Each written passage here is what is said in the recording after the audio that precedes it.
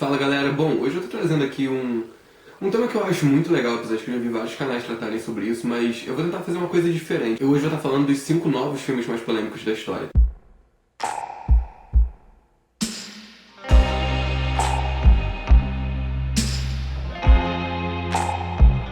Você provavelmente já viu vários canais falando sobre os filmes mais polêmicos e por que eles eram polêmicos. E isso também, às vezes, dependeu muito da época que eles foram lançados. Hoje em dia, se eles fossem lançados, talvez não fosse nada demais. Mas eu hoje não queria falar desses filmes que, tipo, Holocausto Canibal, Laranja Mecânica, Pink Flamingos, esse tipo de filme que já tem muito tempo. E as pessoas esquecem que até hoje filmes polêmicos são lançados e ainda mais com a internet, essas notícias e as revoltas e tudo são muito mais disseminados do que eram antes. Então eu resolvi fazer esse vídeo sobre os filmes que foram lançados recentemente, mas que geraram uma polêmica muito grande e que provavelmente daqui a um tempo vão ser tão falados quanto é O Exorcista e todos esses outros até hoje. Bom, eu quero dizer que eu vou falar de 5 filmes, eles não estão em ordem de o mais polêmico, até porque eu não sei muito bem como fazer um ranking levando isso em consideração, tipo, na realidade, eu acho que todos eles foram polêmicos, cada um por seus méritos, cada um por um motivo, e eu tentei até botar filmes variados aqui. Eu botei filmes de comédia, filmes de terror, filmes de drama, e os motivos pelos quais eles foram polêmicos. Eu acredito que vocês já tenham assistido vários deles, se não todos. Se vocês forem um pouco doentes, talvez vocês tenham assistido todos. Eu vou começar por um filme que teve uma polêmica muito grande na área da religião. Eu tô falando de O Código da Vinci. De certa forma, o Dan Brown, escritor do livro do Código da Vinci, ele diz que Jesus Cristo teria, durante a sua vida, se casado e tido um filho com Maria Madalena. Citada inúmeras vezes na Bíblia como uma prostituta, eles teriam tido uma filha. E após a crucificação de Jesus, Maria Madalena teria pego a filha e fugido para a França. E gerado novos descendentes, e a linhagem de Jesus existiria até os dias de hoje. Existiria uma sociedade chamada Priorado de Sião, mas a sociedade seria formada por pessoas de muita importância daquela época. Da Vinci teria colocado nas suas obras de arte, principalmente nas pinturas, que é o assunto mais explorado ali do filme, várias dicas e explicações da real importância que Maria Madalena teria tido na vida de Jesus. Inclusive, uma das cenas mais polêmicas do filme é que eles vão ver o quadro da Última Ceia, eles chegam à conclusão de que não tem nenhum copo na mesa, portanto, Santo Graal não seria um copo, e que o apóstolo sentado ao lado de Jesus não seria o apóstolo que eu não faço a mínima ideia de qual é, porém seria, na realidade, Maria Madalena que estava ali, porque as feições eram muito femininas. O quadro foi pintado por Da Vinci, ele teria colocado essa figura feminina para tentar dar uma dica sem que a igreja percebesse de que sempre teve uma figura feminina ao lado de Jesus, apesar de nunca ter sido citado em nenhum relato oficial. De acordo com o próprio Dan Brown, todas as ideias do filme são baseadas em citações e passagens verdadeiras sobre a vida de Jesus, que a igreja insiste em esconder e se esforça para esconder durante toda a história, por isso a gente não tem acesso. O filme acabou recebendo críticas muito boas, eu particularmente gosto muito desse filme. E o livro do Código da Vinci, no qual o filme foi baseado, já vendeu hoje em dia mais de 40 milhões de cópias no mundo. Porém, gerou protestos no mundo inteiro, inclusive vários pedidos de que a Sony não lançasse o filme na época do lançamento. Várias igrejas fizeram protestos, teve queima coletiva de livros e várias coisas do tipo, mas acabou que o Código da Vinci foi lançado, foi um sucesso no mundo todo. Eu acredito até que essa polêmica tenha atraído muita gente para os cinemas para ver. Hoje em dia, Dan Brown é um escritor extremamente valorizado, com vários outros livros de sucesso, inclusive Anjos e Demônios, que é da história do mesmo detetive, inspetor, não sei, do Código da Vinci, que também virou filme com Tom Hanks. Então, Código da Vinci, de fato, eu acho que vai ser um filme que vai ser muito lembrado daqui pra frente como um dos filmes mais polêmicos que já tiveram. Seguindo nessa mesma linha de religião, vem A Paixão de Cristo, um filme dirigido e escrito por Mel Gibson, e que gerou uma polêmica muito grande, porque no filme se dá a entender de que os judeus teriam sido responsáveis pela crucificação de Jesus. Toda a tortura, os maus tratos e a própria crucificação que Jesus sofreu foi feita por parte dos romanos, mas muitos dos críticos que assistiram ao filme disseram que o Mel Gibson tratou os romanos ainda como pessoas menos piores do que os judeus. Essas ideias antissemitas, que são nada mais do que ódio gratuito ao povo judeu, foram muito criticadas e o Mel Gibson não conseguiu uma distribuidora para o filme dele e acabou tendo que entrar em contato com várias igrejas protestantes evangélicas dos Estados Unidos para que elas passassem a vender os ingressos e quisessem exibir o filme dele. Ele conseguiu com isso que milhões de ingressos fossem vendidos por seus filmes, e as igrejas evangélicas naquela época nos Estados Unidos viram o filme dele como uma maravilhosa máquina de conversão de pessoas para sua religião. Então, no caso, Mel Gibson conseguiu um bom feito com esse filme, mesmo não sendo de nenhuma produtora e tendo sido independente. Mel Gibson pagou os 25 milhões de dólares do filme do bolso dele. Por isso foi um filme muito polêmico, até hoje muito criticado negativamente e positivamente, não só pelo fato da forma como ele tratou os judeus no filme, mas também porque é um filme muito violento, que algumas pessoas se incomodaram com as cenas de violência do filme. O filme é todo falado em aramaico e latim, e Jesus foi retratado nesse filme com os olhos pretos.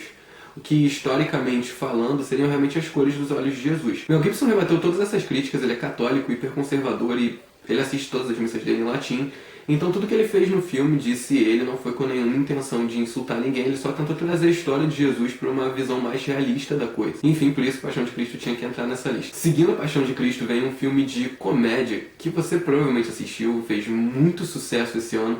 Foi lançado agora em fevereiro de 2015, se chama A Entrevista. Ele foi dirigido e escrito por Seth Rogen em parceria com Ivan Goldberg e gerou uma polêmica muito grande, porque a história do filme é mais ou menos a seguinte. O James Franco, o personagem dele, né, ele tem um programa de entrevistas e o Kim Jong-un, que é o líder da Coreia do Norte, ele gosta muito desse programa. E o James Franco consegue uma entrevista com ele. E aí as forças especiais dos Estados Unidos se juntam com ele, porque eles vão conseguir encontrar pessoalmente com o cara e tentam armar um plano ali para que esse encontro de James Franco com ele consiga fazer com que o James Franco mate ele. Enfim, isso é tipo o básico da história. Acabou que a Sony, quando disse que ia lançar esse filme, saiu a sinopse e tudo, os sistemas da Sony foram hackeados por...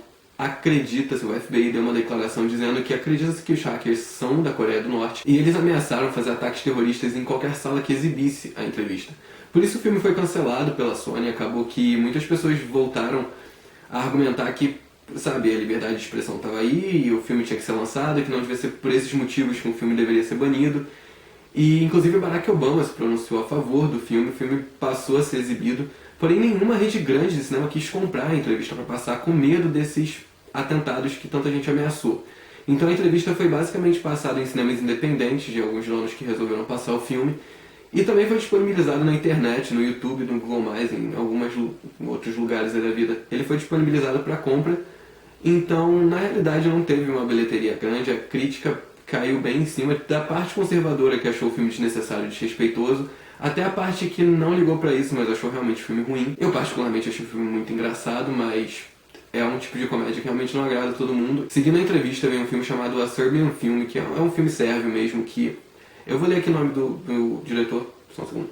Srdar Spasojevic.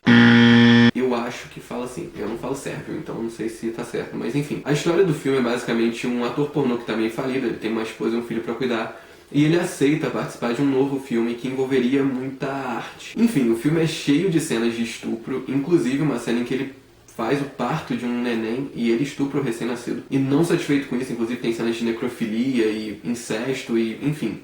É um filme bem pesado e foi proibido em muitos países, foi proibido na Finlândia, na Espanha, inclusive aqui no Brasil ele foi proibido na época de lançamento e ele acabou sendo liberado quase um ano depois para exibição aqui no cinema. Em alguns países ele foi editado para passar, a Austrália cortou quase 8 minutos de cena do filme para que ele pudesse ser exibido com a censura máxima do país. E esse filme, o próximo que eu vou falar, eu acho que vai ser por muito tempo lembrado como o filme mais bizarro da nossa geração. Acho que muita gente já deve ter assistido, muita gente com certeza já ouviu falar.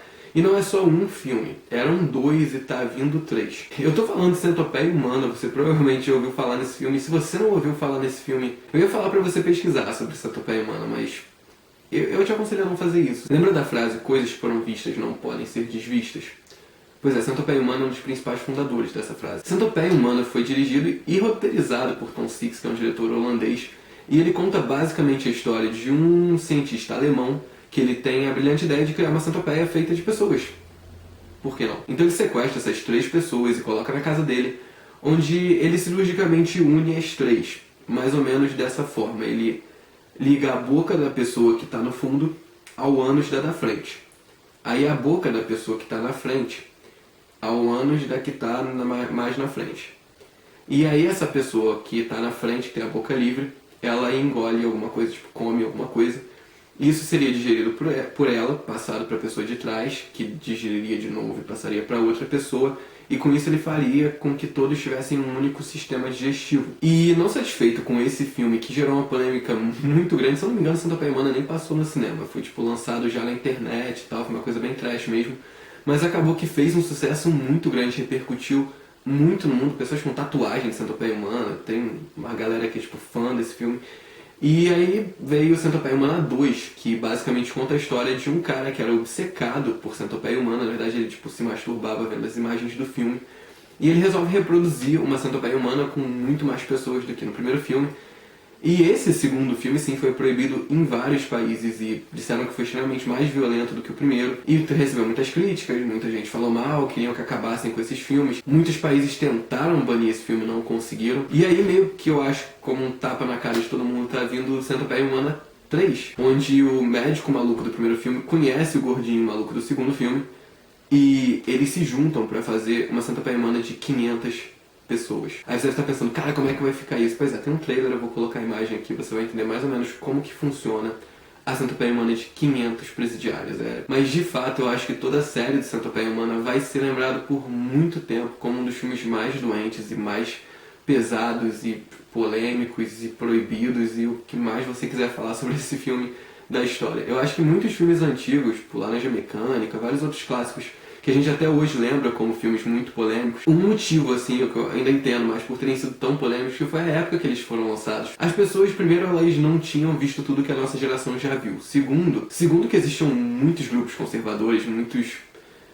eu acho que tudo que impedia essa liberdade de acabar com essas barreiras da violência, do sexo, do que fosse, ainda eram muito mais fortes nessa época. Então era muito mais fácil você chocar as pessoas, por exemplo, com uma cena de estupro. Hoje em dia, uma cena de estupro não choca ninguém no filme. Eu acho que os filmes de hoje em dia, eles conseguirem ser polêmicos e serem, sei lá, assustarem o público com imagens muito fortes e tal, é muito mais difícil, porque hoje em dia a gente já viu meio que de tudo, acho que nada impressiona muito a nossa geração.